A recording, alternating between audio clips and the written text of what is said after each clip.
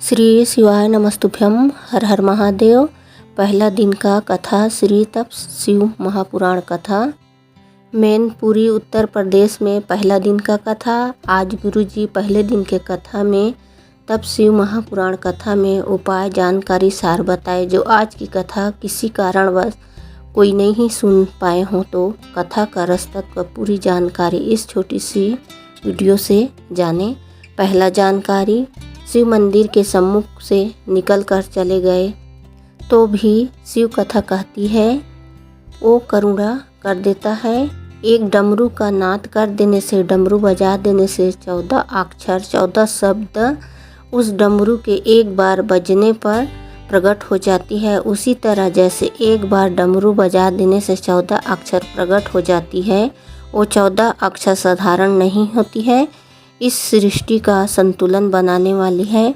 उसी तरह शिव महापुराण कथा हो रही हो या भजन कीर्तन हो रहा है, वहाँ आप जान लेना चाहिए ये शंकर भगवान के डमरू का नाद है। इससे हमारे भीतर के विकार समाप्त हो रहे हैं, हमारा जीवन सार्थक हो रहा है और हमारा जीवन का कल्याण हो रहा है। दूसरा जानकारी, एक वृक्ष की पत्तियां जलती है तो गंध आती है। वृक्ष की पत्ती जलकर अपनी गंध दुनिया को देती है। लकड़ी जलकर अपनी गंध दुनिया को दे देती है। कागज़ जलकर अपनी गंध दुनिया को दे देती है। प्लास्टिक अपनी गंध दुनिया को दे देती है।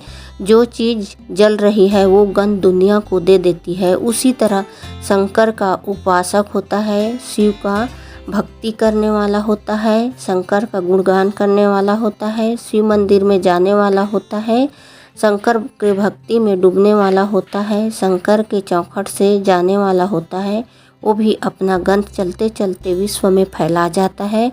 उससे शिव भक्ति के गंध उसके भीतर से आने लगता है।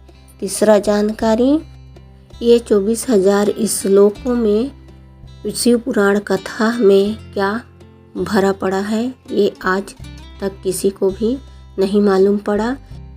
वैज्ञानिक कहते हैं शिव महापुराण में पूरा विज्ञान भरा पड़ा है। पतंजलि कहते हैं शिव महापुराण कथा में पूरा की पूरा औषधि भरी पड़ी है। भक्त कहते हैं शिव महापुराण की कथा में केवल भक्ति भरी पड़ी है।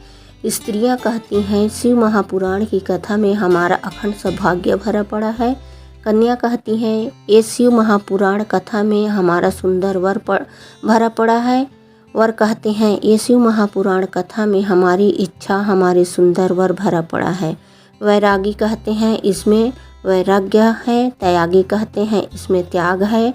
संत कहते हैं इसमें विरक्ति है। तपस्वी कहते हैं इसमें तप है। और शिव महापुराण स्वयं अपने आप में कहती है जो दिल से सुन लेता है महादेव उसकी गोदी को भरकर 3 महीने में उसका भंडार आनंद में दे देता है। चौथा जानकारी, धन बढ़ने लगता है। जब व्यक्ति के पास में थोड़ी धन संपदा बढ़ने लगती है तो उसके 3 मित्र बन जाते हैं। पहला ताली प्रशंसा करने वाला, दूसरा नंबर का थाली होटल में खिलाने वाला और तीसरे नंबर का प्याली मदिरा पिलाने वाला। उसके ये 3 मित्र बन जाते हैं। इन मित्रों से आपको बचना है। पांचवा जानकारी, एक लेट बनता है, एक जल्दी बनता है, लेकिन एक दिन सेठ जरूर बनता है। करते रहो शिव की आराधना, शिव की पूजा, शिव की भक्ति, शिव की भजन, शिव की नाम स्मरण, शिव की मंत्र जाप, खाली नहीं जाता। छठवां जानकारी, शिव कथा कह रही है, शिव महापुराण की कथा कह रही है। भूल कर भी हम शंकर जी के मंदिर में चढ़ी हुई बेलपत्र को उठाकर धोकर अगर समर्पित कर रहे हैं तो उससे भी फल हमें प्राप्त होता है। भूल कर भी एक बार भी चढ़ा देते हैं, उससे हमें फल जरूर मिलता है। सातवां जानकारी, भगवान के नाम लेने वाले का प्राण छूटता है तो उसको लेने के लिए भगवान नारायण के पार्षद पहुंचते हैं, पर शंकर के मंदिर में 1 लोटा जल चढ़ाने वाला, शिव जी के गुणगान करने वाला, शिव जी को त्रिपुंड लगाने वाला, गले में रुद्राक्ष धारण करने वाला, शिव कथा में अपनी जीवन को रमाने वाला, शंकर के मंदिर के आसपास में भी अगर हमारा निवास है और हम वहाँ से रोज निकल कर जाते हैं तो शिव तत्व को जानने वाला को नारायण का पार्षद नहीं लेने आते, उसको लेने के लिए यम के दूत नहीं आते, उसको लेने के लिए स्वयं देव अधिदेव महादेव नंदी लेकर आते हैं। 8वां जानकारी, धर्म पत्नी और पत्नी में जमीन और आसमान का अंतर होता है। धर्म पत्नी पति को धर्म के रास्ते पर ले जाती है। धर्म पत्नी पति को शिव महापुराण कथा की कथा तक 7 दिन में 1 दिन लेकर जरूर आ जाती है और धर्म पत्नी अपने पति को मंदिर तक पहुंचा देती है। ये धर्म पत्नी की लक्षण है।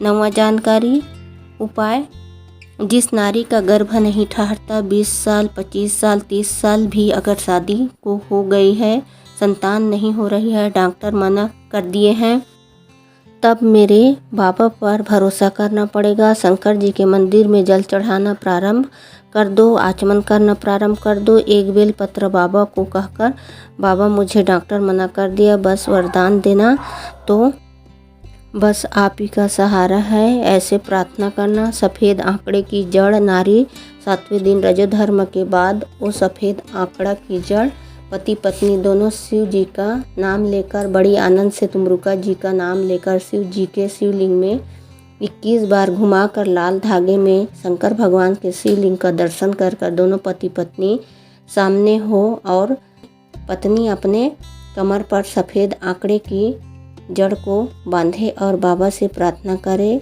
रोज जल चढ़ाते समय प्रार्थना करें, बाबा मेरी झोली खाली है, 20 साल हो गए शादी, 25 साल हो गया, 10 साल हो गया, संतान नहीं है, बाबा आप कृपा करना, मेरी झोली भर देना।